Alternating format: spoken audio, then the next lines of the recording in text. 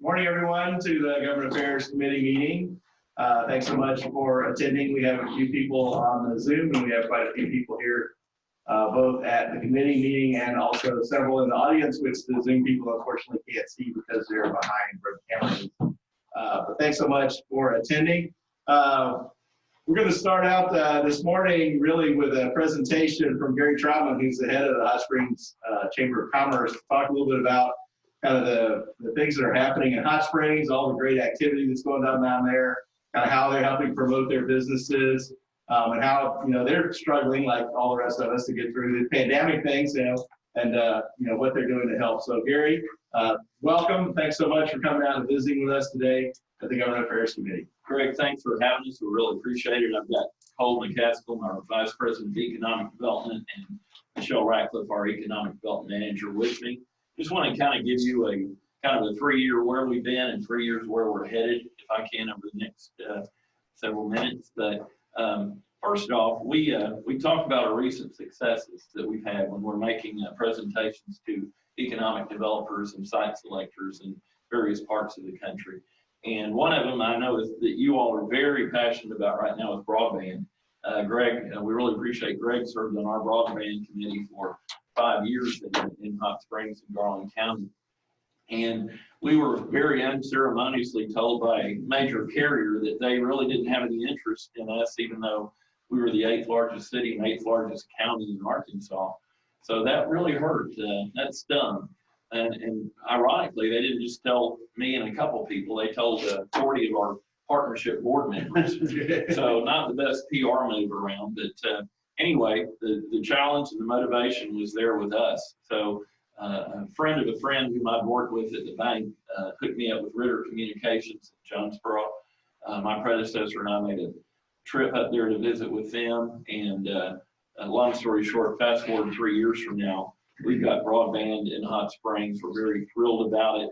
There was obviously a thirst for it because we set Ritter up with 5 of our largest employers right off the bat, those being our 2 hospitals, the city, the county, and Oakland. And when they went 5 for 5 on those initial appointments, they knew that we really needed broadband and wanted it desperately in Hot Springs. So we're proud to have them as a partner. We've made many trips to Jonesboro. They've made many trips to us here in Hot Springs and Garland County, but they're a 4th generation company out of Jonesboro and just really good people to work with. So I know that's a challenge for you all.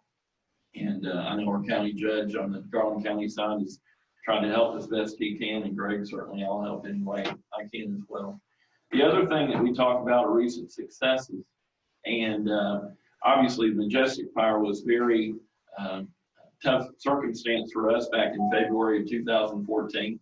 We didn't know at the time that it would be the defining character that would turn around the future of Hot Springs and Garland County. And in that, I mean that we've had 144 new businesses that we've added just since the Majestic burned a few years back. Now, you know, the irony there is has been very well documented in the news. It's the Majestic site. And our city is currently negotiating with a company out of Dallas to have a big, nice, modern hotel there at the end of Central Avenue at the Fountain.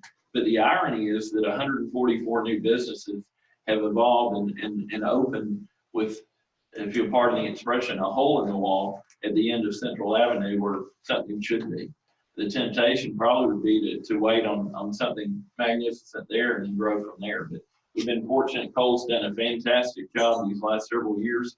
In fact, he was originally hired as Downtown Development Director. So we're excited about that. For those of you that know Hot Springs really well, we're on Ouachita. We had 32 new businesses last year, and 15 of those 32 were on Ouachita. So we've actually had to expand our definition of what we call downtown. Used to, when I was a kid growing up in Hot Springs, it was Spencer's Corner to the Fountain. But now we include Ouachita, Broadway, Malvern, and other, of course, Whittington and Park. So we're excited about the future there. But that's something that you all would be really concerned about is our second point, and that's transportation. We've had a transportation committee at the chamber since the mid-60s, led by Don Beavers at B&F Engineering. And he has always had a good relationship with the highway department, but he's also never been shy to ask for what we wanted to grow for the future. So if you'll, I'll just fast forward because we've already had the election and issue 1 passed, and there's going to be money to improve all or 5 of our 6 entrance and exits off the bypass in Hot Springs. So we're very excited about that. That's part of the plan that we've worked with RDOT to develop. The only one that won't be improved is McLeod, and if you come to Hot Springs often, excuse me, you'll know McLeod just doesn't have the volume that the others do. I do want to mention that RDOT asked us to rank them. We felt Higdon was number 1, Airport Road number 2, Carpenter Dam number 3, and I want to talk just a second about that. If you're familiar at all with the Carpenter Dam Malvern intersection, it log jams tremendously early in the morning, during school hour, or after school, and at 5 o'clock. So they're actually going to add a lane or 2 there at that red light and alleviate some congestion there. So we're very excited. I don't mean to talk politics, but I think every chamber and every county judge and municipal leader in the state was backing issue 1. So it's much needed money for roads and highways, and we're excited about that for the future. As it pertains to the village, though, we didn't just stop with the 5 that we needed in Hot Springs. We made a priority list over and above that RDOT, didn't work with us on. And the number 6 thing, other than the 5 entrance and exits of the bypass, is 7 North. As you all well know, the bypass is being extended to the 5 and 7 junction. You all are gonna have the largest roundabout in the state of Arkansas, and I know everybody's excited about trying to navigate a roundabout. But our next proposal is for 4-lane from that terminus of 5-7 to the 7 gate at the village. You guys are obviously the largest gated community in North America. We've had a great relationship with the village in Hot Springs for 50 years, I guess.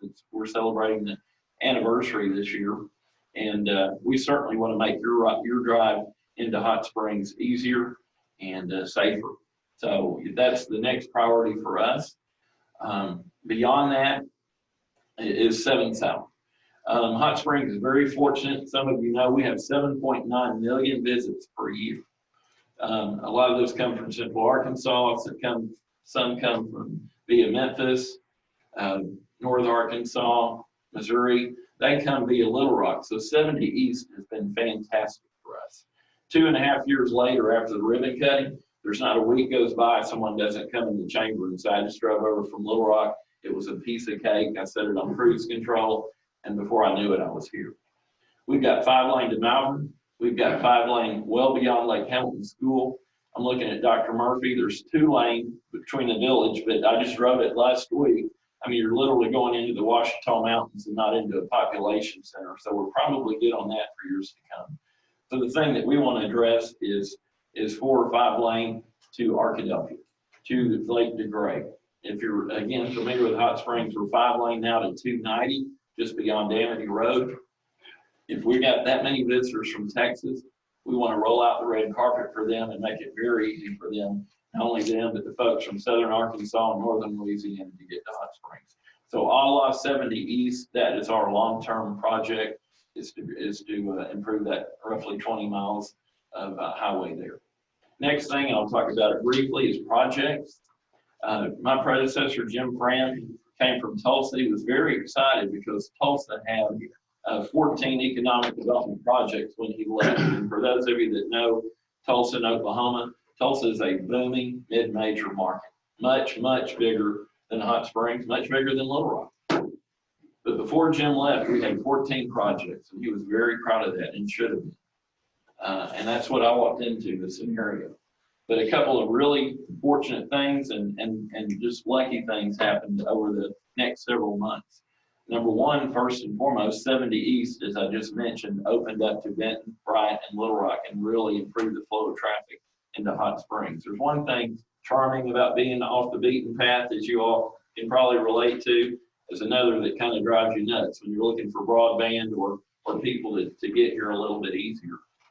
So 70 East helped. Central Avenue was named one of the top 10 streets in America by the American Planning Association, along with Pennsylvania Avenue and Palafox in Pensacola, a sister city that we've been working a lot with Quint Studer down there. Oaklawn, $100 million expansion was announced. which has turned into probably more than that by these times. So there was the synergy of all these things happening at once. And people in our line of work, site selectors across the country are going, man, I haven't heard of Hot Springs, but maybe I need to check into it. So our phones started ringing, our emails started blowing up. I'm proud to tell you, we now have 23 projects instead of 14. So even what Tulsa had a few years ago, we've got 50% more than that right now. Cole and Michelle and I like to say it's kind of like baseball. We won't get them all, but if you're a 300 hitter, if you're hitting 300 on 23, you're going to get more projects than you are out of 14. So we're excited about the future. Yes, COVID has put a small speed bump and things, a delay in a few, but we had 3 new projects in June, 1 in July, and 1 last week to add to the list. So we're very happy about things are progressing there. I say all that, now I'm going to talk about workforce, the 4th thing, and that's the key for everybody. It doesn't matter what city, what community you are in America. In economic development, the name of the game is workforce. Now, I will back up. We had to go out and get broadband. Broadband is a basic utility. It's like water, it's electricity, it's gas in 2020. So we absolutely had to do that. So with that address, and all the other things I mentioned, we've got quality of life like you guys appreciate up here. We feel like we have very similar in Hot Springs. People love the national park. They love Oaklawn. They love all the things we have to offer. Some love that they come at the village and play golf and get to enjoy the beautiful scenery here. But at the end of the day, an economic developer does not care about that if they're going to bring their company to your community and they can't find any employees. So we brought Michelle on board 2.5 years ago. She and her husband own a very successful business, lung doctor, that did a lot of business here in the village, 18 years. And her background is in HR. So she can segue with the CEO of the company and then go down the hall, visit with the HR director, and actually implement how workforce is going to take place. We're very excited. We've been, in the last 2 years, we've taken all 7 school districts to Batesville Southside. We've been to West Memphis, we've been to North Little Rock, but we heard all along that the workforce guru was the superintendent in Pea Ridge, Arkansas. COVID prevented us from going up to see him, but he was fortunately hired by the state chamber to be the education to employer liaison for the whole state of Arkansas. So we heard that, we pounced. We were over there 3 days later in Little Rock meeting with him. We've got him coming basically now, but every 3 weeks. He's been meeting with our companies. He's met with our superintendents. We're really working on this workforce equation because you all can appreciate we have 100,000 baby boomers retiring every single day for the next 10 years. But beyond that, what we and Melissa Spears and Dr. Murphy are here in the crowd and preaching to the choir. 78% of our kids do not graduate from college. Let that sink in just a minute. 78% of us, even in this room, do not have college degrees. So we've got to overcome the mindset in some instances where got to go to college, got to take that ACT, or if that's not an option, go in the military. Folks, I know I'm telling you what you know, but we need plumbers, we need HVAC people, we need welders. And what we've done is we've got this mindset that's prevailed since we were all in high school, that let's get that ACT and go to college. Well, colleges were heavily subsidized back when we went. Our tuition wasn't nearly what our kids are today. I got a $290 scholarship to UCA and thought that was something in 1982. I just paid $7,700 for my daughter to go to UCA 30 years later. So the disservice there is ringing up these kids with a bunch of student debt that they're going to come out of. Now, let me give a scenario to you. We're not going to try to take one student, Dr. Murphy, out of the traditional 4-year career path. If they want to be a nurse, a doctor, a lawyer, a business person, more power to them, go on and do it. But let's recognize that not everyone is graduating, and let's not saddle them with that student debt. Let's get them in a career. So workforce education, Rick Neal, Michelle's, Cole's, my passion is let's let these kids find out what all careers are available to them. Let's let them know that, hey, we have 40 manufacturers here in Garland County, 40. I mean, we're known for Oaklawn and tourism and a national park and the village, but we actually have manufacturing jobs. Alliance Rubber is the largest producer of rubber bands in the entire world. We have 5 aerospace manufacturers in or just right outside of Garland County. So our job these next several years is to really get in the schools, and Dr. Murphy and Melissa have been fantastic about letting us do that. I actually attended a career academy with Melissa last November in Philadelphia, where we learned a whole lot about workforce. But that's what we're trying to do. That's our mission over the next several years. That will propel us to compete and compete well against other communities in the southeastern United States and frankly all over the country. I'll wrap up by saying this, and it's all about relationships. Again, if we're in front of economic developers, hey, we hope we struck some hot buttons. You've got broadband, your downtown's really doing well. It sounds like you're on everybody's radar on projects. You're addressing the issue that's a big issue for everybody, and that's workforce and workforce ed. But I'm not coming to your community if your city and your county don't get along. I don't want to get in a turmoil situation. So for the first time since I was frankly in probably 10th grade at Lakeside, I can look people in Dallas and Atlanta, Memphis, the people that we go visit and say, our community gets along great. Daryl Mahoney has been just a godsend for us. He's been fantastic 10 years as a JP, and he's community first and he's county second. Bill Burrow, our city manager, actually did the job as interim city manager for 2 previous city managers. We pushed hard for him to get the job. I personally took every city director to breakfast or lunch and just said, Bill's got the knowledge. He can really do it. Yes, he doesn't have the degree that maybe some that ideally someone would have in that position, but he's got the passion, and he's proven he's already done the job twice. Bill's done a fantastic job, and like Daryl, he is community first and he's city second. And it's very refreshing to have that working for you. I won't go into a whole water spiel. Water in Hot Springs has been, like broadband has been in the village, a big challenge. But suffice to say, you all have been to Lowe's. You've seen the big, beautiful water tower behind it. We got another one about the time the bypass is going to open to 5/7. We'll have a big water tower out Amity Road. Bill has worked hard over 13 years to secure. He did what couldn't be done. He's getting water out of Lake Ouachita, 20 million gallons a day that will provide water for us for the rest of our lives, and an agreement with Lake DeGray to get 20 million gallons from there that will make sure our kids and grandkids have water for the rest of their lives. So we're in good shape.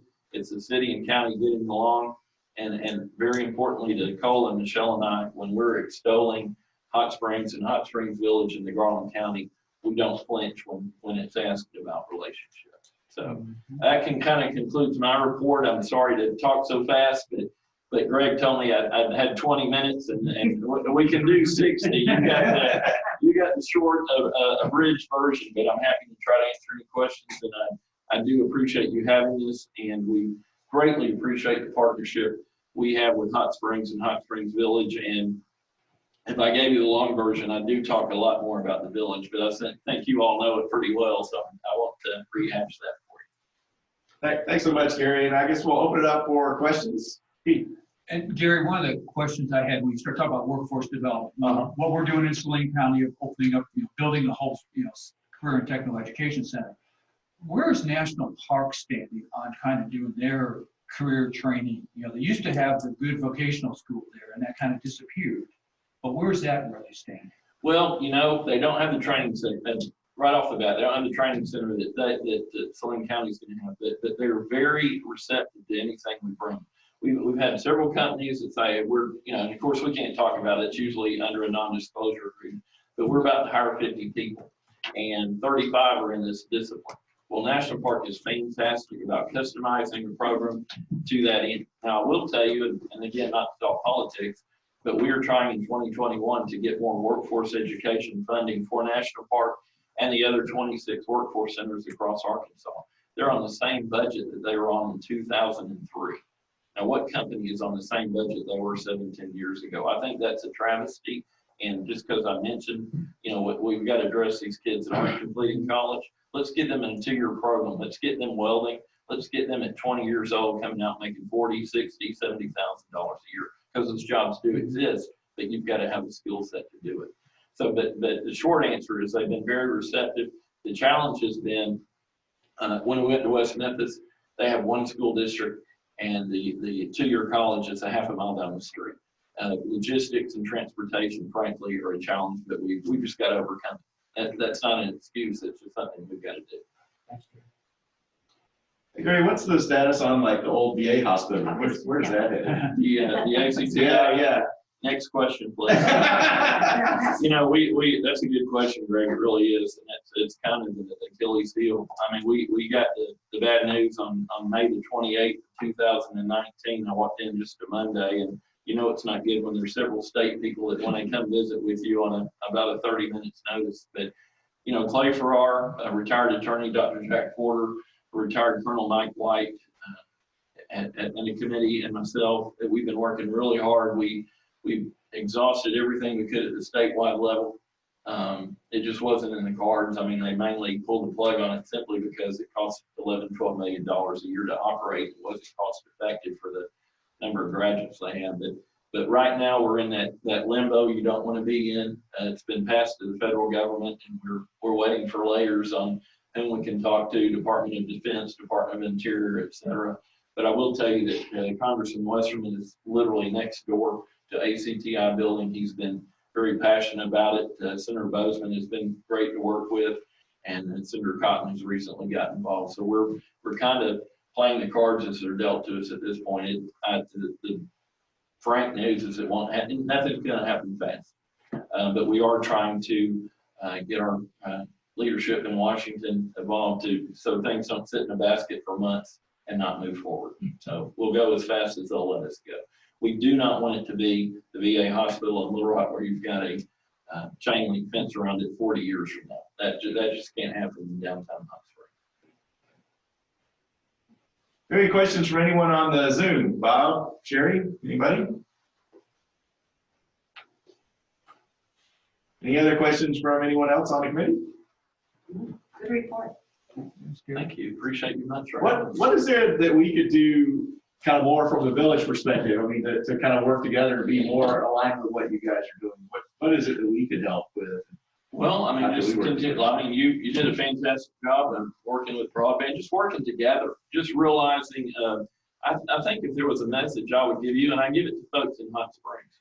We've always had a great relationship with the village, and at least we think we have. I hope we have. But having grown up here, I mean, folks, we're about to be, if we're not one community, we're really about to be. You know, another year and a half when that bypass is done, I mean, think how long it's going to take to get from 5-7 to anywhere you want in Hot Springs. So I like to think the synergy of us together is going to be greater than it's ever been. I'd like to, you know, think of ourselves more as one community instead of two separate ones. Charles King and Stephanie just working with the whole POA management and staff to make that happen and being involved, I think is integral going forward. And I know you guys, it behooves you all to Hot Springs. I've talked to Kevin Sexton, and I know, you know, that we're kind of cherry on top on the village. I mean, you've got Oaklawn and you've got the National Park and all these things from your perspective. And certainly the village is very attractive to us on the Hot Springs end. So we just want to keep that great relationship together and have Charles and Stephanie present in everything that we're doing going forward, so we can all know what everyone's doing. Transparency. Okay. I have one thing. You know, on a much smaller scale and a different scale, the village has workforce issues as well. Mm-hmm. And so if there's any way that we can participate, that we can be involved in your workforce development efforts and in what you're trying to do, I think that would be a really interesting conversation and an important conversation for us to have.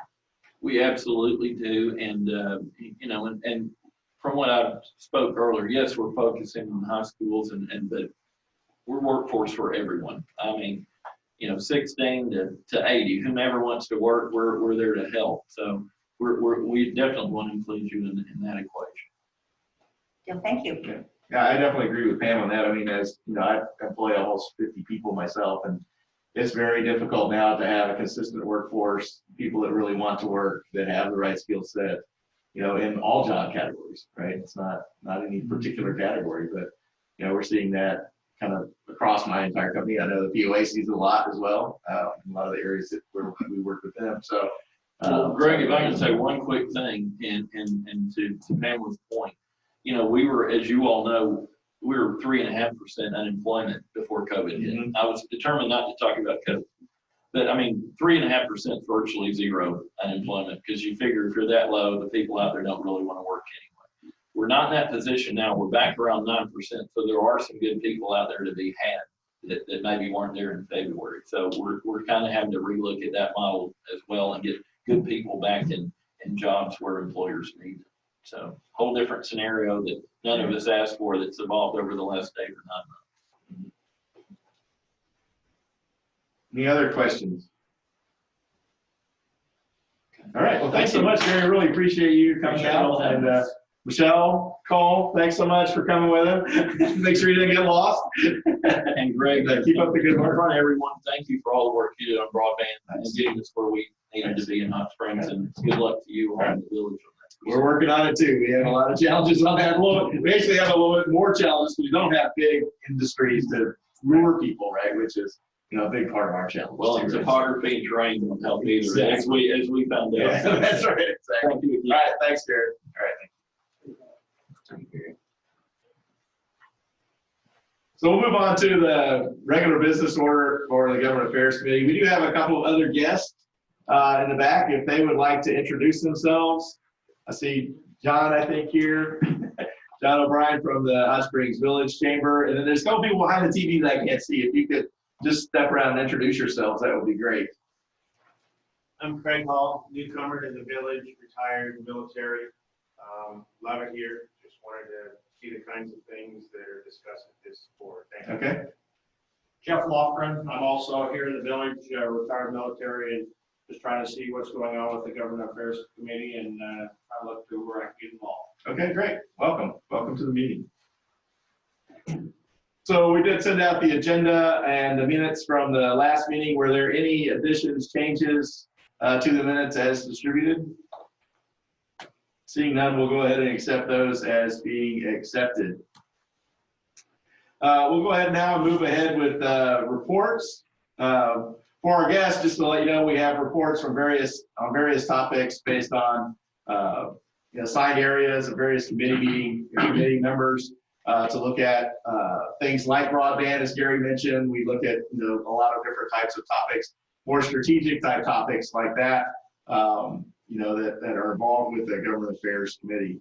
So first up, I'll let the POA representatives kind of give their updates. So Pam from the Board of Directors. Thank you. So I think the two most important things that we've been working on and that one of them is coming up for the next board meeting, and that is the role of the POA member and the board member in committees. Is going to go back to the original liaison format that we had previously. The thinking behind that is that liaison role is really important, and to call us members really just confuses the issue. We really need the communication back and forth, and we need to be letting you know what's going on. You need to be letting us know. So we're going to be going back to that format. It takes a few changes in paperwork here and there, but it will be happening. The other key thing, I think, and Stephanie was deeply involved in this, is that we had a meeting, an all-day discussion session with the realtors, developers, some of the villagers that own a large number of properties, and talked about, and this is kind of an old topic, but talked about selling lots again. The thought behind it is not so much just selling lots as getting homes built. And that's a key to the success of our financial future, is adding rooftops. And the realtors were were very amenable. I think we had some really good things come out of that. Unfortunately, we gave Stephanie a to-do list about this long, but Stephanie can do it because that's what she is.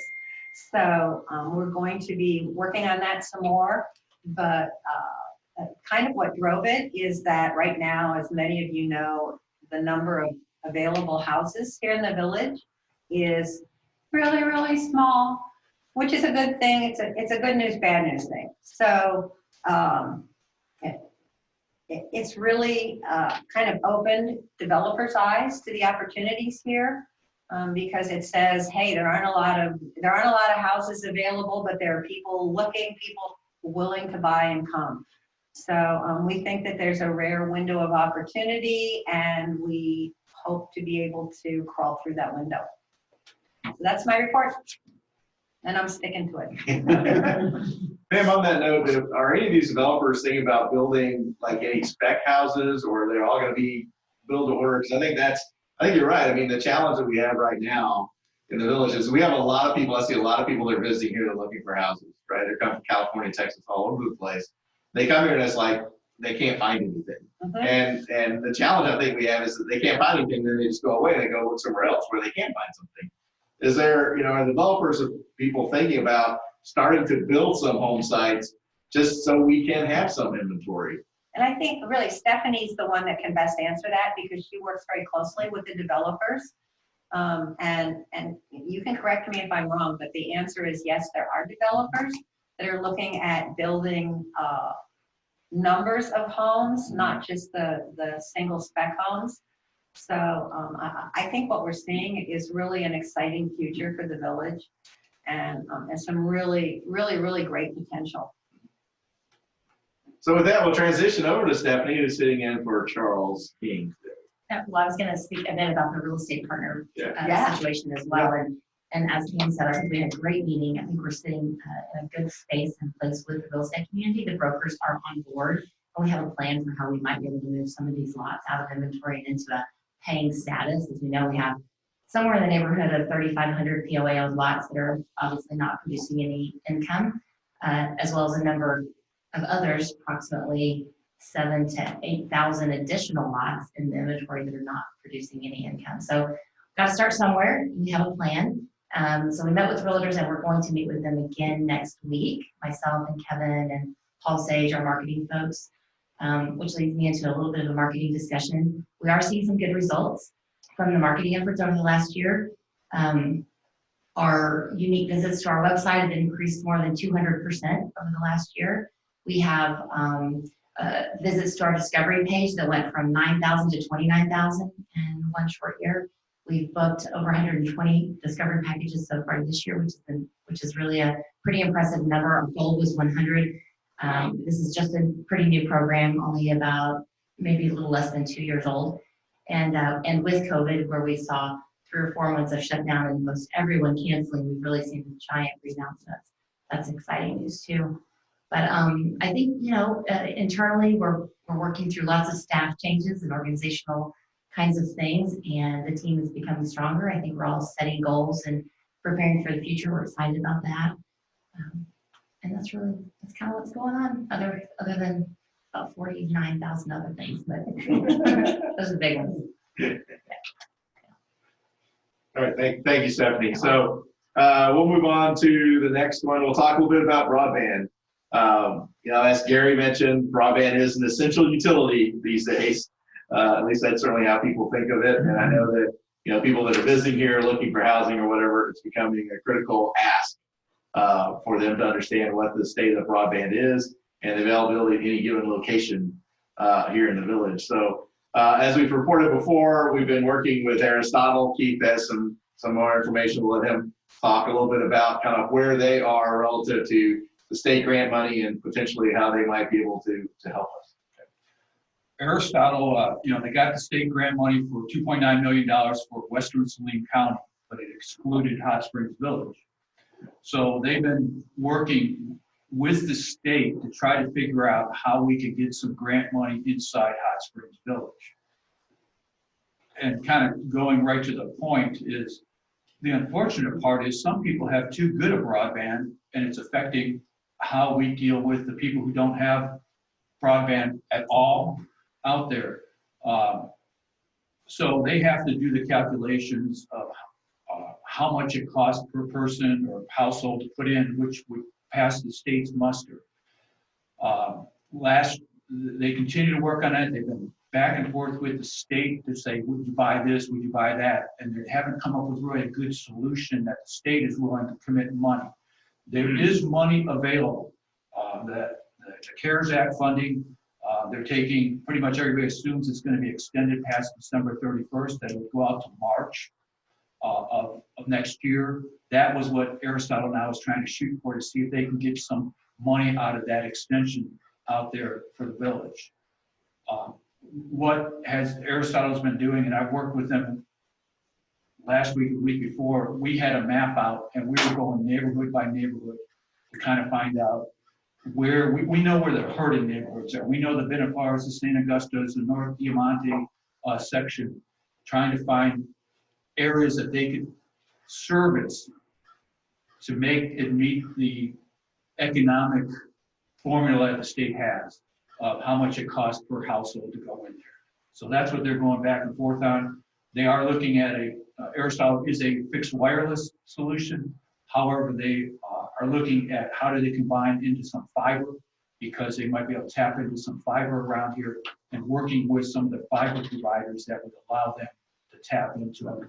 And as Gary talked about, and I can probably guess which major provider it was, that stiff, you hate to use that word, but told Hot Springs is probably the same major provider that told Jeff Airy to basically, we don't want to talk to you about, we looked at broadband a year and a half ago. So it's unfortunate, but that's where we stand there. Continue to work it. They will have their Aristotle and Western Saline County will have their stuff in by the end of December, because that's what they've done. That will help out Dr. Murphy a little bit, because hopefully those kids up in out in the Crows area down in there will pick up some capability out there. But that's where it kind of stands with Aristotle. There are other options that from the Saline County side we're looking at to potentially see if we can get them interested. But again, the Greg Joneses of the world who have 1 gig at his house are hurting it for the people who have like 10 megabytes at their house. So Greg, selling Yeah, some. Greg, come on. Rather well. That's kind of where it's on broadband. Maybe that's what we need to do, put up a tower at my house. Yeah. I mean, I think that is one of the challenges, right? As Keith said, they're trying to figure out how to make coverage, and part of that sometimes has to do with tying into fiber optic, services that are at towers that could service those areas. And, unfortunately, inside the village, we don't have a lot of those. And a lot of the fiber, I mean, there is fiber that you can lease in the village, runs up and down DeSoto, runs down Menorca, runs down Polaric, around that direction, basically crosses where all these radio towers are that you see here. But sometimes those are not really adequate to reach all the way to Benefar. And so you've got to have a tower, and then you have to have a relay point, and it has to have electricity and backup power and all of that stuff, because no one wants to get internet that just doesn't work very well. I mean, that's what we have people ask, they have satellite internet. Well, it just doesn't work well. It doesn't work when it's raining. It works great in the wintertime when there's no leaves on the trees. Things like Skynet, some of these other satellite-based technologies may fill in some of those, but they're going to have the same complaints that people give you about having Dish TV or DirecTV, right? It doesn't work all the time until it gets slightly off. The picture or the data is going to go down, whatever it is. And so, trying to find a way, and I think wireless is going to be our right solution, but the key is going to be, how do we as the village find places where maybe we have to build a tower or put up some sort of structure, that we could use to cover these areas. We're certainly, as we had this, discussion down in Hot Springs, and it was AT&T was the one that told us they didn't want to come see us. They're also the ones that are going to state telling them, oh, we have the village covered. So we have to fight, we're fighting that battle kind of on two fronts, and it doesn't really make sense, because they're saying we have it covered, and we're saying, well, we have data that shows that you don't. And they're like, oh, well, we're AT&T. And I will throw something in on that account. Our state representatives are aware of this, and they have been starting to get even more aware of it. With Richard Richard McGreevy, unfortunately, was going to be here today. He's fighting over what committees he's going to get out of up there. But he's aware of it, and Lanny Fight from the eastern part of it is really aware of it. Greg and I are on tap to meet with them to kind of talk through some of the potential things, because their concern is that, we have the AT&Ts of the world who are sitting there as king, but what are they providing to the common man? I mean, that's what really is out there. Right. And it's not only, broadband service, but cellular service and other services as well, which seem to be lacking in a lot of areas of the village. We have really bad. But it's not only the village, and this is the key part for us in the village, it's rural Arkansas. And that's the key, is that Arkansas is so low on broadband that's where the Representative Fight and Representative McGrew are looking at too, because when you start looking at Richard's district, you start going over towards Mountain Pine, and there's area there, and then Judge or Lanny Fight's district goes up into some areas that there's a subdivision of, and I'll use this as an example, in northern Saline County up towards the Pulaski County line, that has houses that make Lake Balboa houses look like shacks. These are big shacks up there, and they don't have service up there. And these are professional people that are making a lot of money and going, where's our broadband? So it's not only the village, it's rural Arkansas. Could I ask Dr. Murphy and Melissa a question too? Has that impacted your students here in the village this year with the online learning that so many of them are doing? Do you want me to go first, Dr. Murphy? Yes. Go. I think it's impacted a few of Jessieville students, our virtual students, but we've had it impact our students who are in the more rural areas, not in the village, more so than it has the village residents. Okay. And I would allude to it's a location issue, depending upon households. We have coverage maps that Verizon is more favorable than AT&T. We still have some hotspots available that we're actually, on a per family basis. If we have connectivity, we're placing those in the home. And so those are for multiple users, not a singular user. So that's been somewhat effective. But there's still dark spots. And so anytime that there is that type of location and we're hinging the delivery of curriculum to the degree of having this ability to work from home or school, it's a negative impact to the learning environment. And then I would also add that depending on the individual student, some students have really thrived in the virtual environment, but there's another clientele of students that are miserably failing in a virtual environment due to not holding that same lens of, one, consistent connectivity, support within the home, and internal drive to do the work. And all of those are variables that will impact learning. Thank you. Mm-hmm. And one of the things that, you're talking about the hotspots that the state's handing out for people on cellular coverage. I was mentioning this to Keith the other day. If there were areas where the hotspots didn't work, and if, let's say, Aristotle did come into those locations, it seems only natural that the state would fund those students for that service in addition to the hotspots. Is the state funding other broadband services for students, or is it just the hotspots? Is that all they're doing? There is no, that we're observing. I mean, the strategy, of course, to deal with this has to be, it's got to get a lot more entities involved. I think what we're attempting to do is a Band-Aid to a long-term solution of broadband expansion, because even the devices that we're placing out there, most individuals may or may not be satisfied with the upload and download speeds. And so you have, let's talk connectivity, and then let's talk quality of service that you're willing to pay for and that you're satisfied with. So I think you have two issues there. I think what needs to occur, and it kind of entices me with this conversation, is can we get the appropriate agencies working collectively together? Because we've had some discussions of how we could use line of sight into areas of the village as a component of that, but then there's serious geography challenges that we would have to have more towers in the village to create a full coverage map, as we've looked at it as a school district. And so we're looking at it individually,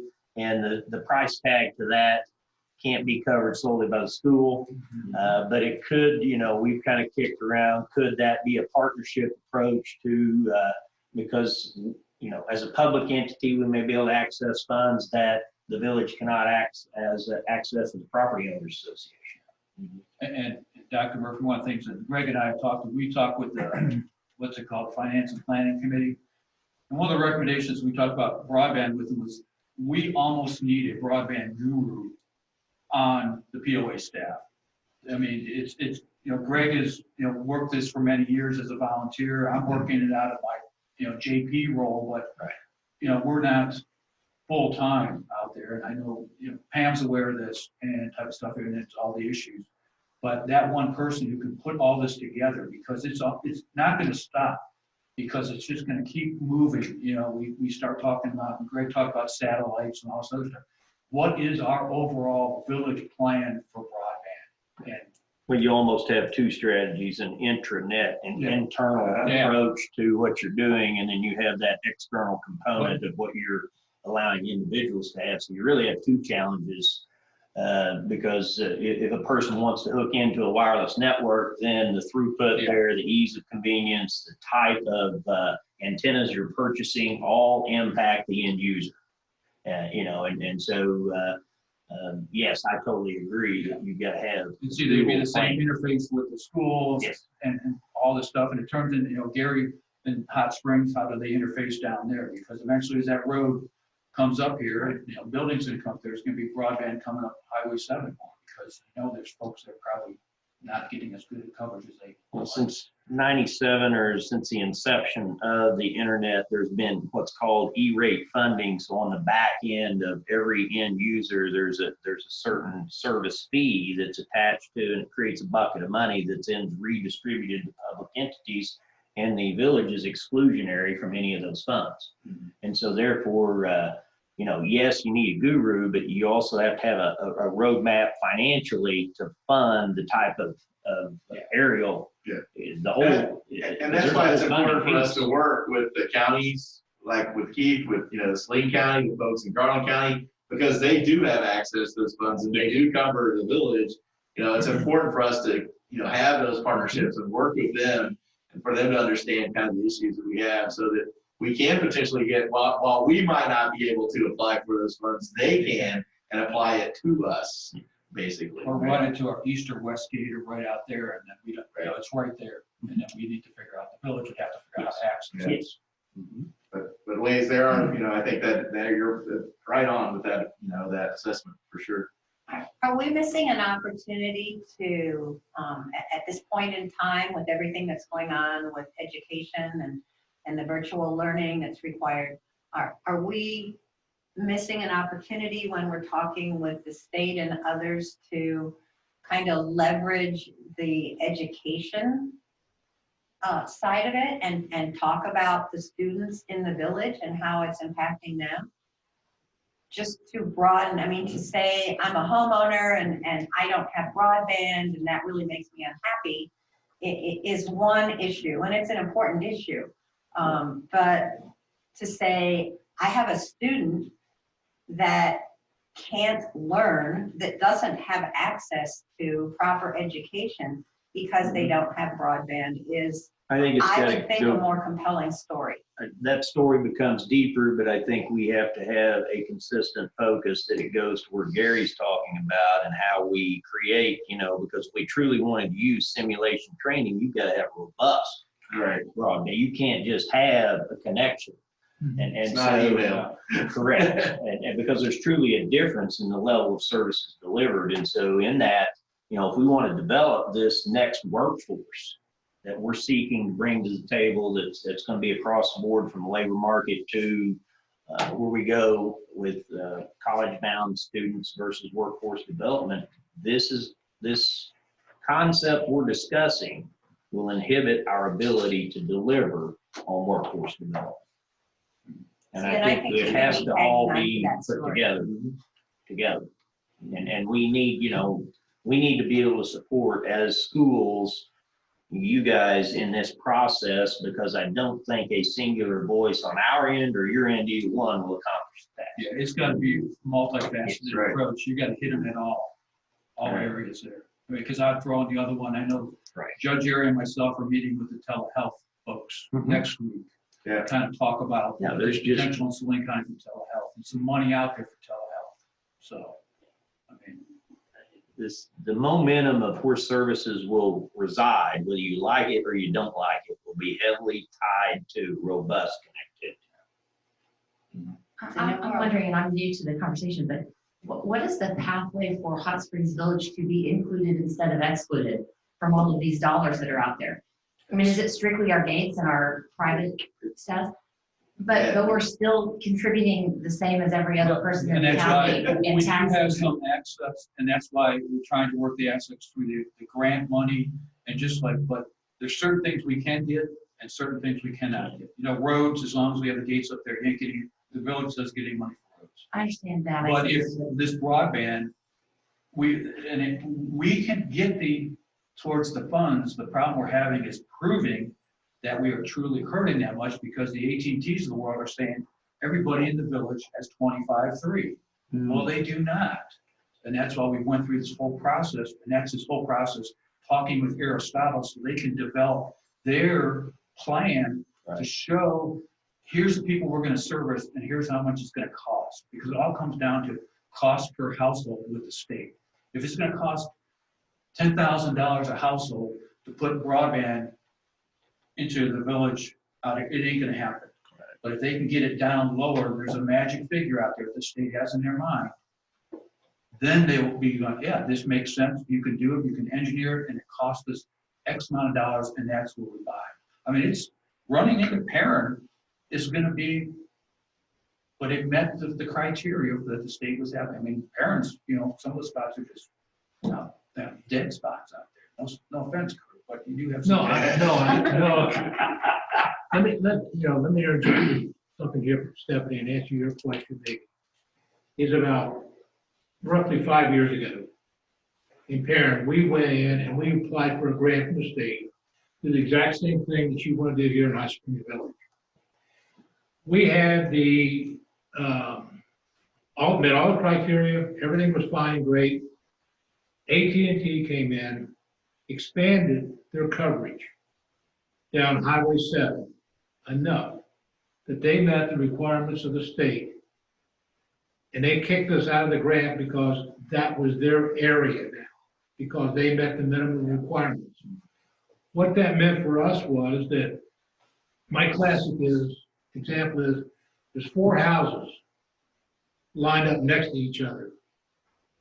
The total distance from house number 1 to the end of the property of house number 4 is maybe a half mile. House 1, house 3 has U-verse.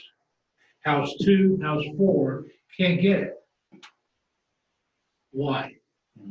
It's just the way AT&T has enough coverage to kick us out from bringing somebody else in from the outside to cover.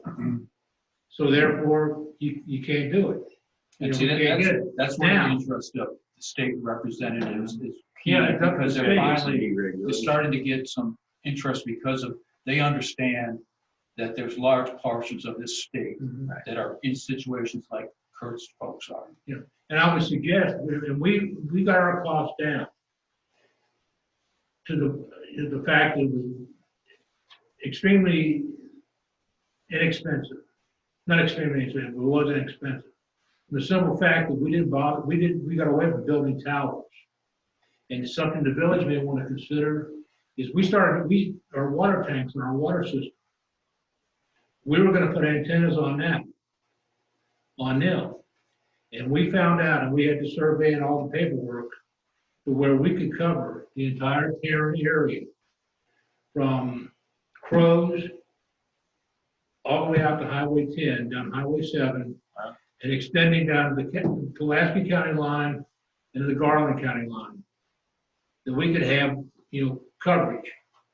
Now, it may not be in the extreme ends of it that Dr. Murphy's talking about, but we could have internet and we could have cell phone coverage for everybody out there. So that's what I would suggest if you're talking about the village, is look at your water tanks.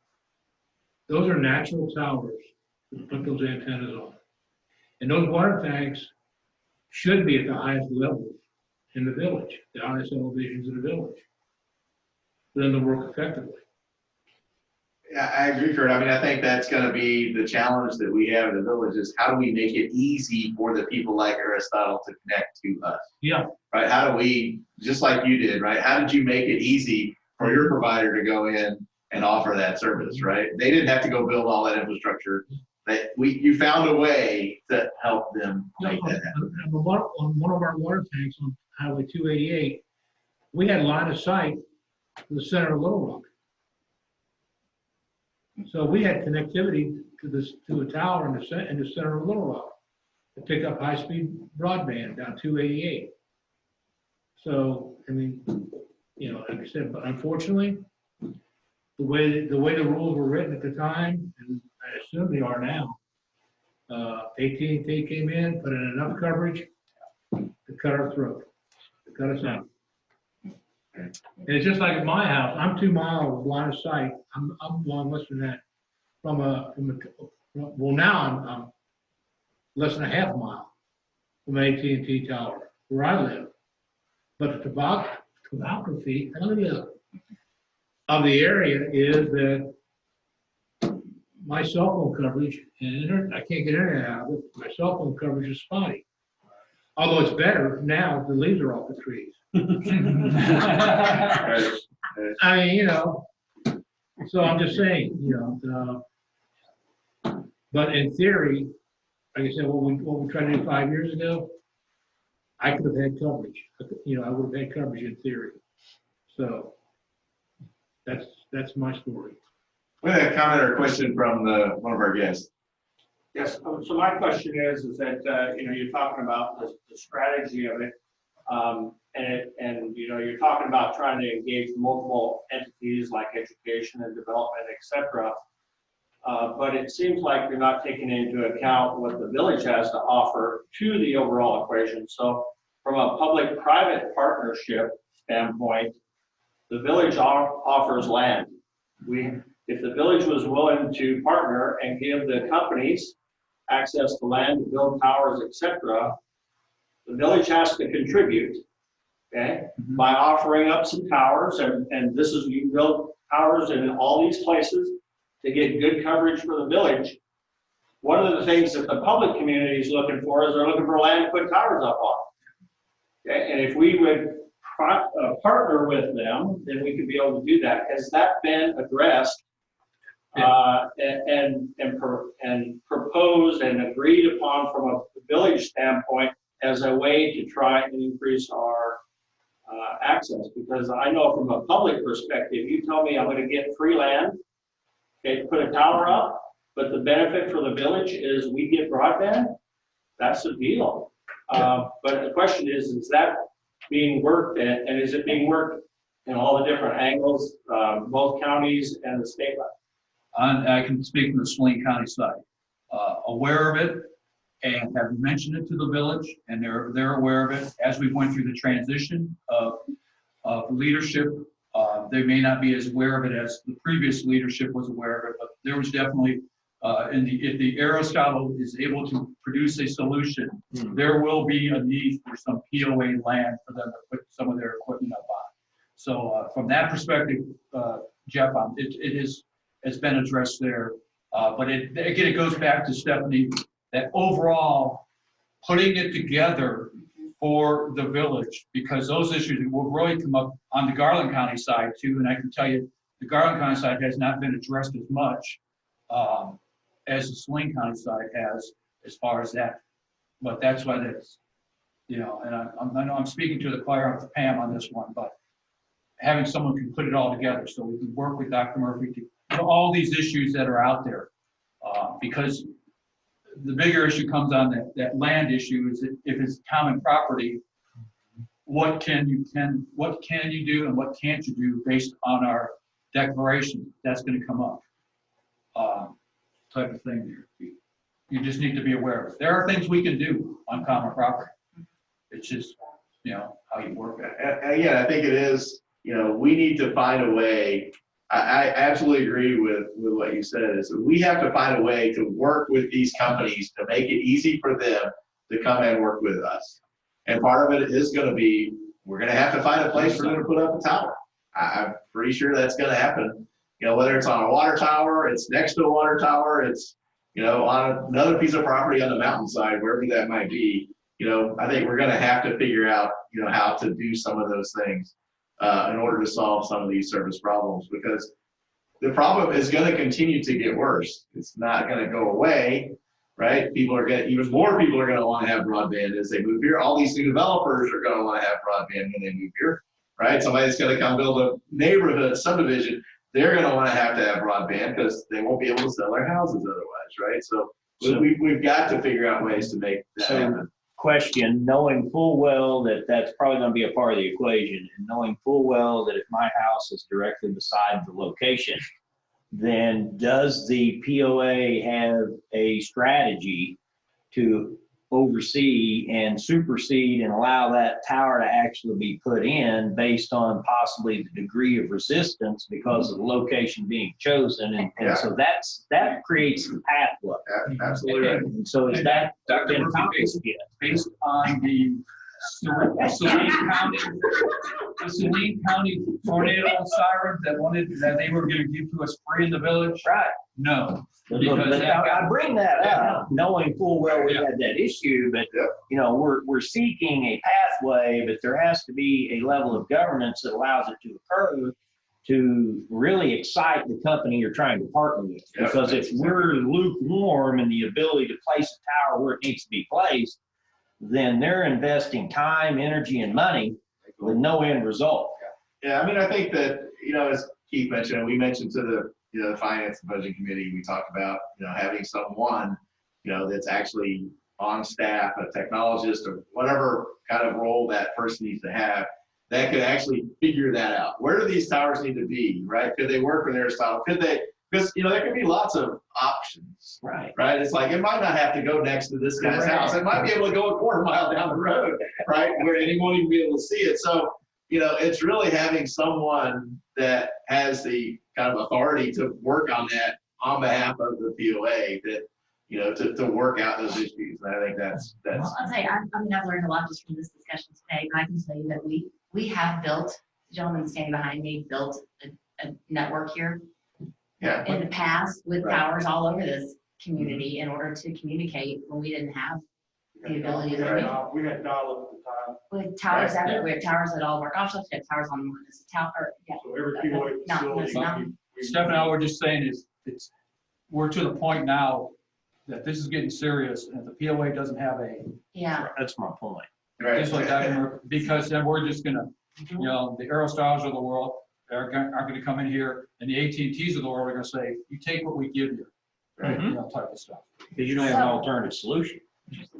So it really needs to be, from what everyone is saying and what I'm hearing, it really needs to be a part of our strategic planning going forward, that broadband has to be a key element in that strategic planning. And on that note, FYI, when the finance and planning group gave their report on the planning part, they assured us after hearing from you two, they assured us that there is no problem in the village. There is no broadband problem in the village.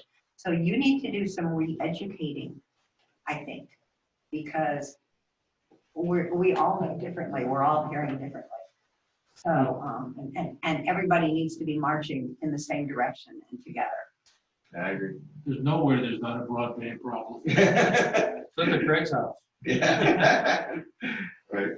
We're all coming to your house. There you go. Like I said, I'll put a tower up on the back of my house. I'm up pretty high, so.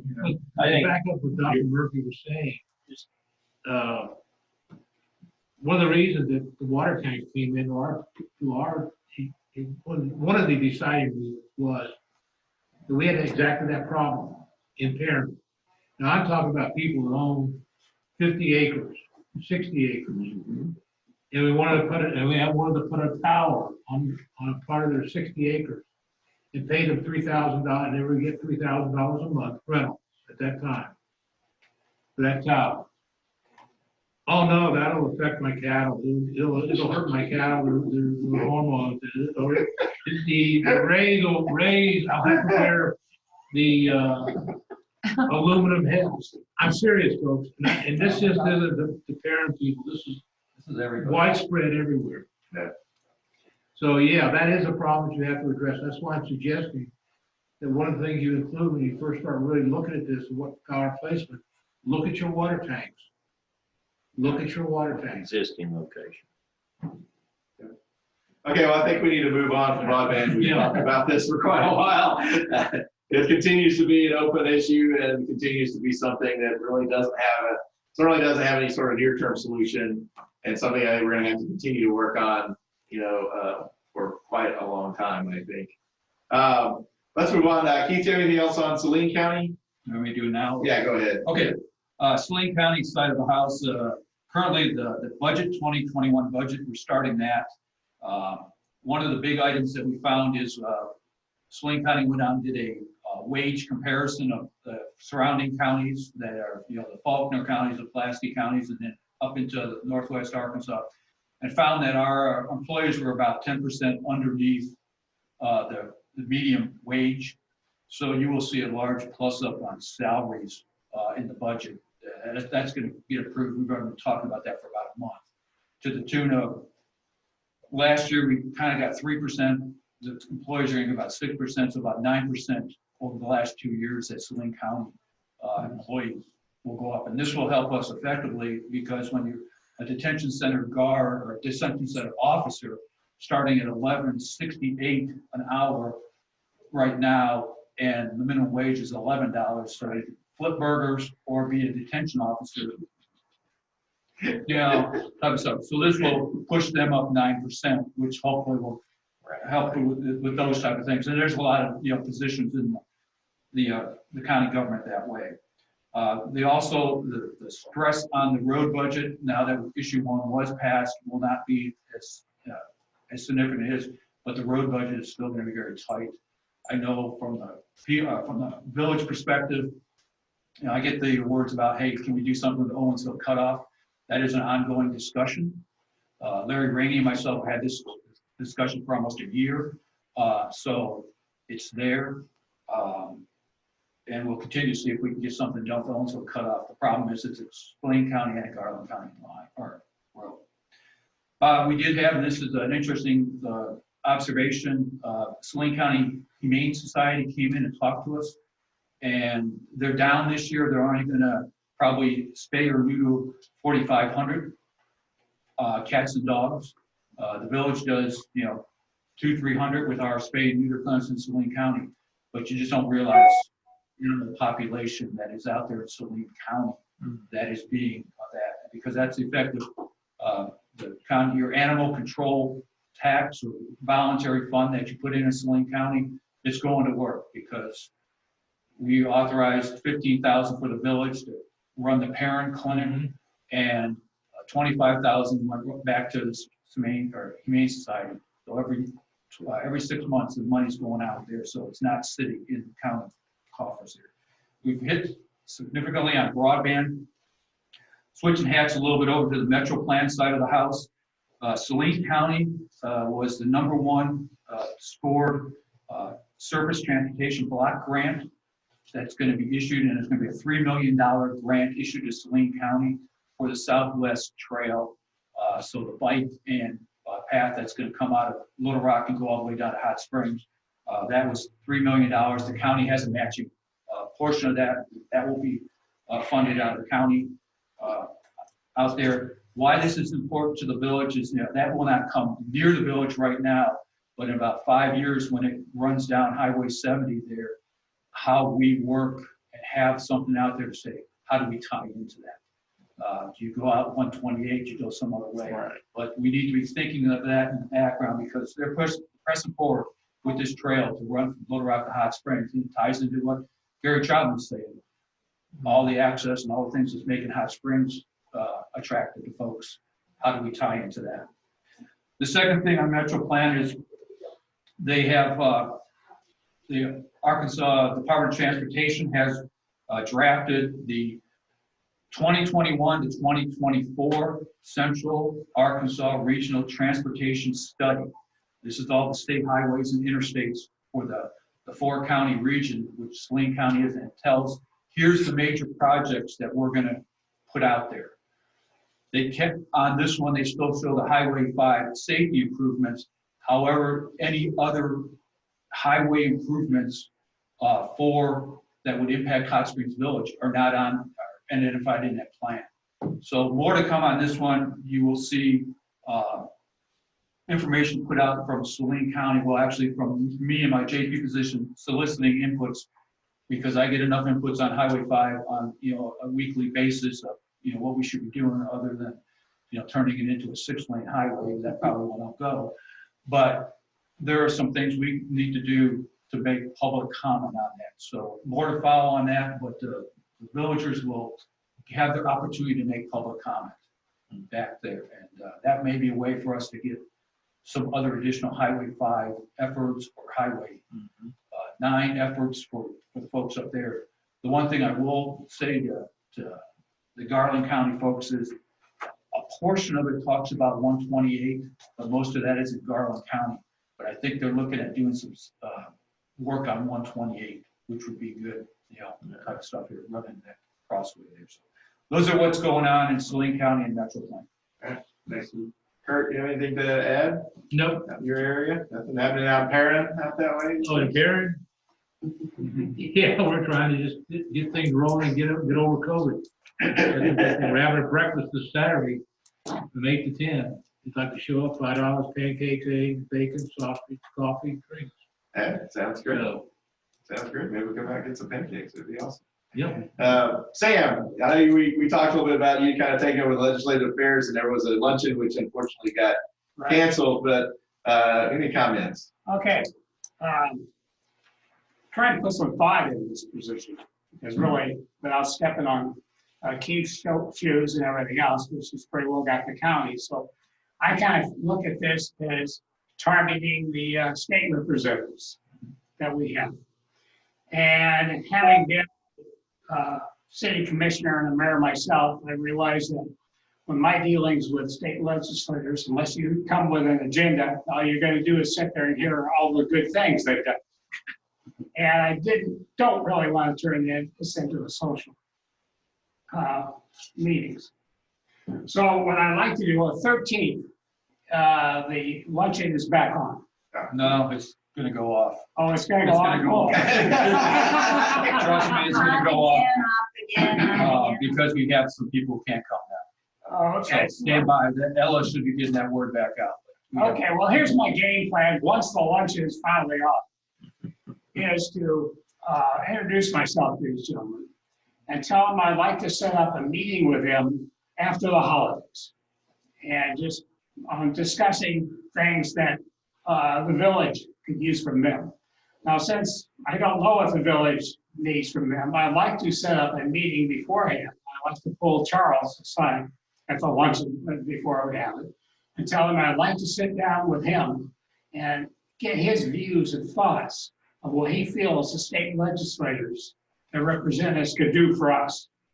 And that actually, that will be my agenda when I sit down with these gentlemen. and then report back what they have. Also then, I'd like from you folks, thoughts of what you feel that I should hit these state legislators up with on the whole thing. In other words, what I really want is a productive meeting with these people. And so we get something productive out of it, instead of coming back and says, well, I'll tell you the great things they've done. I mean, that'd be a waste of time. And so I'm really trying to turn this position and responsibility into something that's productive and helpful for the village. Right. Versus, yeah, we had coffee.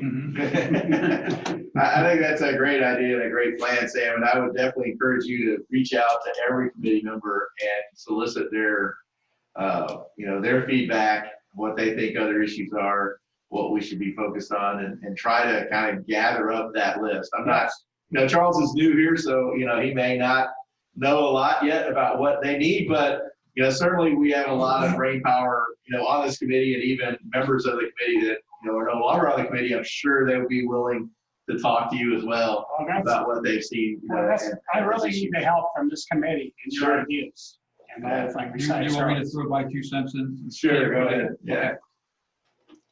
You hit it on the head, Sam. We used to do white papers. We called them. Jerry Yerrick was the leader of the white papers. And that would lay out what the village had needs for, or when you went in to talk to these folks, here's where the village, had that type of stuff. It sounds like we have a volunteer to be the white paper person now, but we can, put you together with Jerry Yerrick. And again, we have old ones, we're talking about roads, and we're talking about East End early voting, types of things. But what are the new issues? But it's the same thing. Right. We talk so that when Charles talks, or you're talking, or Greg's talking, or board members talking, here's the position, and here's what we'd like from you. Because I'm very honestly, from the county perspective, we're kind of feeling our way right now. We think we know what the village wants, but I need to know what the village truly wants. Exactly. So that when I go sit with the judge and say, this is our number one priority, everybody's saying that. So when he sits and runs into someone here in the village, they're saying the same thing. But you hit it on the head. This is something Greg and Pam and I this is something I need your help, everyone to help do, because I don't want to just sit down with them and listen to them tell me how good they are. No, that's definitely, you want to go in with a good agenda. And that's right. We've used that effectively in the past, and that would be, just continue. So Greg and Keith especially, and Bob on Zoom, as you noted, this is something that the GAC did a lot of initially, and then it kind of slowed down a little bit and took different directions, and now it's coming back around. So there may be people like Bob Shoemaker, like Jim Zahn, who just retired from here, and Jerry Yerrick, and even Keith, that can help you better understand. In addition, on the GAC website, there's a document that Jerry wrote called The History of the GAC, and it really describes a lot of those early efforts to meet with legislatures and kind of the strategy that they took. So that might be helpful to you as well. But I appreciate that. But what I really need is the context, and so I can find out what the issues are. Because we just moved here last May, so I have no idea. Yeah, the challenge is that Charles just moved here in August. Yeah. So I think certainly, reaching out to the current and former members of the committee, just call them up, right? And just pick their brains about what they've seen and what they know. You also have to remember, Greg, I don't know these people. No, I know. Could we set up like a Zoom call? And I think truthfully, I think it would probably be better, more effective for him to talk to them kind of one-on-one, just because you have a better conversation. Okay. But we can certainly get it. Okay, Kurt says he'll work with you to get. Kurt knows all the old guard, so. It's going to mold. And Sam, I'll set you mind on what I think are the issues. Okay, I appreciate that. All right, let's move along quickly. Let's go to the schools. Melissa, anything with Jessieville? We're continuing to have school as near normal as possible. We've been very blessed that we've not had widespread quarantines or positive cases among our students or our staff. We are beginning to see a few positive cases of flu right now. So I don't know if that's the beginning of another pandemic or if it's, those are just the things we're going to deal with. But school is progressing as normal as possible. We will start basketball season next week, which will look nothing like normal, but that's where we are. So Melissa, I have to ask this question, being, showing my age and the type of stuff here. We're talking basketball season, they're going to start playing half court where half the people can only stay on one side and the other half on the other side. No, and please don't voice that. That might be another idea that they come up with. But very, very limited seating. And that's going to be difficult, possibly not difficult for people to understand, some of our fans, but it's not going to be a popular idea. And so. Welcome to All the right. pandemic. Thanks so much. Dr. Murray, what's the news from the construction zone? Well, utilities continue to be moved around, shifted. Water line is finally, I think, completed. And of course, the electric, you can kind of notice going towards town is now beginning to take shape. They have not touched natural gas yet, so that still remains. And they're in the process of the fiber relocation, which always makes us nervous because of the delivery of services there and possible impact out here based on that relocation and productivity of it. The only thing I would add regarding kind of what we're experiencing with COVID is the expansion of working with COVID task force, Melissa, as well. We're getting kind of mixed signals related to the antigen testing process versus the traditional testing and how different entities allow people to go back to work in a K-12 setting. We have some very rigid quarantine guidelines and really our greatest challenge resides in the fact of having a quarantined workforce and people working remotely, providing educational services because they're healthy, but they're quarantined for 14 days. And so since the opening of school, I don't know that we have been able to say that we have not had employees quarantined. And so limitations on substitutes, typically retirees are people who substitute for us. And so those retirees are not interested in coming into a school environment right now. So there's real logistical issues that we face outside the boundary of just delivering services. And quite frankly, we're staged to do this all year long. This is not something that we see is going to shift at Christmas. And she mentions flu. Now we have this entanglement of other related symptoms that align with COVID symptoms. You're going to have more people going for testing, and in that process, you're going to spiral more people into quarantine. So I think we'll have real challenges with Thanksgiving. Community spread has been our issue. It's not been spread within the school. It's been parents possibly getting COVID, and then the children have to quarantine. And we have had positive cases in our school, but they've been minimal. So that's kind of an update from the school's perspective, and just continuing to anxiously await the utility relocates. The only true positive I can tell you that has kind of evolved is we did restructure our traffic flow patterns at the beginning of the school and kind of used an approach where we came in from both ends, face and drive, and the administration kind of funneled back out the middle. And I've gotten a lot of positive comments that people are not having to wait on the highway to get through the school zone. And so that has been a good thing. And of course, a lot of that will be relieved in a couple of years when there's an alternative route available. But we do feel like that has been positive because we have a lot of commuting traffic going to work at the same time the school zones are open. And Doctor, did you talk with Mark Headley recently, the RDOT guy, the district engineer?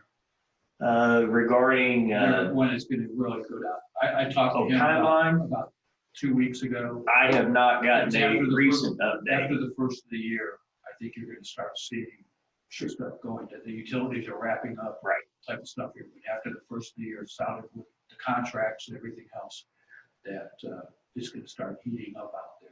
Chaos will ensue. He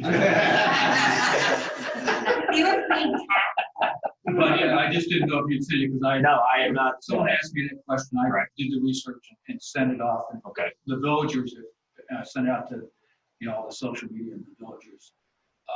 But yeah, and the big thing is when you see them start knocking down the old gas stations, Mhm. probably telling you, it's real chaos is gonna happen. Yeah, they've removed the tanks and they've done some initial work, so I think they're, we're seeing a lot of demo. And the big thing was, early on in the project is the roundabout. That's at the front end of the project is the roundabout, so that will really. Good to know. So stand by for after Christmas break, you'll be dealing with all this and probably be potentially seeing. So everybody late for school, basically, that's what he's saying. Everybody's late for school.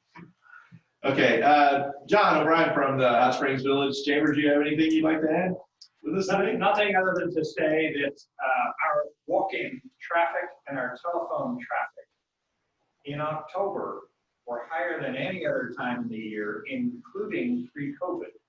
So the interest in the village is high. We all know that the city folks are exiting as fast as they can. We all know that we have a heck of a lot to offer. But in increasing numbers, I'm hearing the walk-in visitor initiate the conversation around broadband. They're hearing it. They're hearing that this is a nemesis for us. And we are as interested as anybody else in finding solutions. I've got ideas, but you know what ideas are, right? Right. Well, I mean, obviously, they're gonna hear that, they hear it from the state, when, the state even publishes a report that says we're 50 out of 50 states, right? So it's not a village problem, it's an Arkansas problem in general, right, which is part of the gem. So. Thanks so much, John. We had, Keith actually had a couple of other items he wanted to add to the agenda. I had one old business item, which was new member recruiting. I did let Ella know today, or a couple days ago, that we were gonna start taking applications again for new members to the committee because of some retirements that we've had from the committee over the last couple of months. So she's gonna put that back in the e-blast so people can, look at if they're interested in joining the GAC. I know Keith has had a couple of conversations, and obviously we had a couple of folks today who are also maybe interested in joining with us as well. We did have a new business item that Keith wanted to bring up about the economic impact study. Yeah, I'm just kind of curious from, the board perspective and the staff perspective, usually we, wait for the census. The census is going to drop on us, quicker than we think about it. They're going to get it out the door. But then are we ready to go? I know someone, I forgot who said they may have had contact with UAL. I think maybe it was Jerry Garrett. Gary did. Yeah, had contact, but who's going to pounce on that one? Because that's POA staff. Yeah. And I know that you start talking about the counties start getting involved in that, providing bids on it. I mean, over the years, it's been Jerry Garrett kind of riding herd on that, but who's going to ride herd on it from the GAC perspective too? So we need to think about that, getting someone ready to go and up to speed on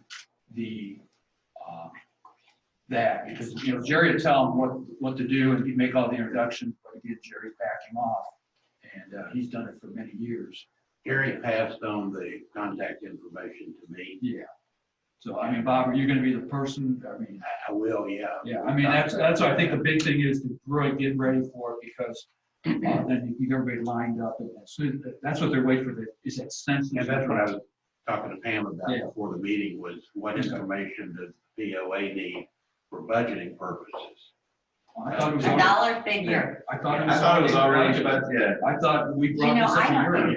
I don't remember it being, to be honest, I don't remember it being in the budget. Yeah, I was just gonna say, I don't recall either, so if there is a budgetary implication. There is. somebody- There for sure is. Well, who can tell me what it is? Well, you go back and look at the previous ones. I want to say it's 50, I mean, don't quote me, there's a cost. to do Yeah, it. because I think we contracted or. It was we're with, supposed to do that for us. It's with University of UALR. Arkansas. Yeah, with Yeah, UAL. the guys, the They did the last one, right? So, same person who's done it, but I thought we had put it in the budget, at least that's what the previous board, I know that we had recommended that it be put in the budget.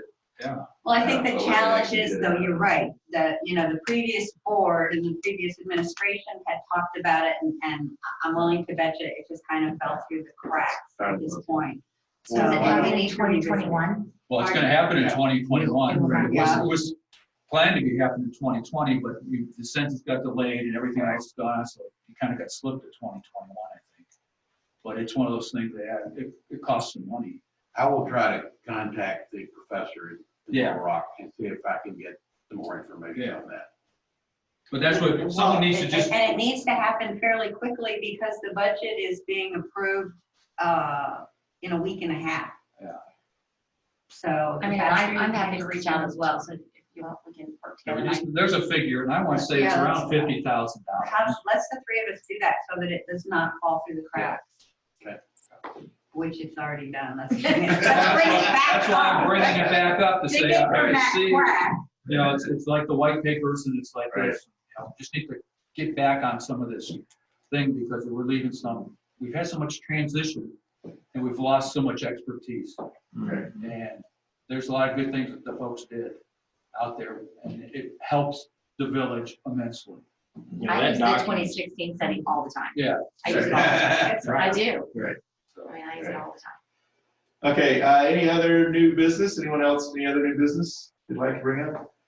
We are looking for, additional speakers to come and talk to the group, for next year. I think we do have an agreement for someone from Oaklawn who will come speak to us in January, which I think is going to be great to understand more about kind of what they're doing and how they're, driving people to our region. Obviously Gary and the chamber are working very closely with them as well. I think that will be a really informative meeting for folks as well. And that next meeting will be on December 4th at 9 a.m. here again, and we'll probably continue to do the Zoom and the in-person meeting. Bob, did you have something else? I saw you wave your hand. Were you trying to get some attention? Yes. or- Yes, Okay. Greg, I wanted to just say that with the presence of John O'Brien in the meeting, I really think as we work on the broadband, we ought to try to make a partner with us, the Hot Springs Village Chamber of Commerce, because I think they could help us and that they ought to be included in the effort as we work on this broadband expansion. Sure, I think that's a great idea because I think we're going to see, as the highway gets built to 5 and 7 and continues up, Highway 7, people are going to lay broadband and fiber on those right of ways for certain. Right? So how do we find ways to potentially tap into some of that? I think is certainly a great idea too. Because if somebody builds a factory on the new bypass out there, they're going to have broadband, right? Well, they won't be building on the new bypass. Oh, man, no factories didn't go in with the national park. Yes, ma'am. I just wanted to acknowledge Jim Zahn and Yes. losing Jim Zahn. He's happily retired, but he has given so much to this committee and to the village as a whole that he's going to be sorely missed, and his contributions have been just amazing.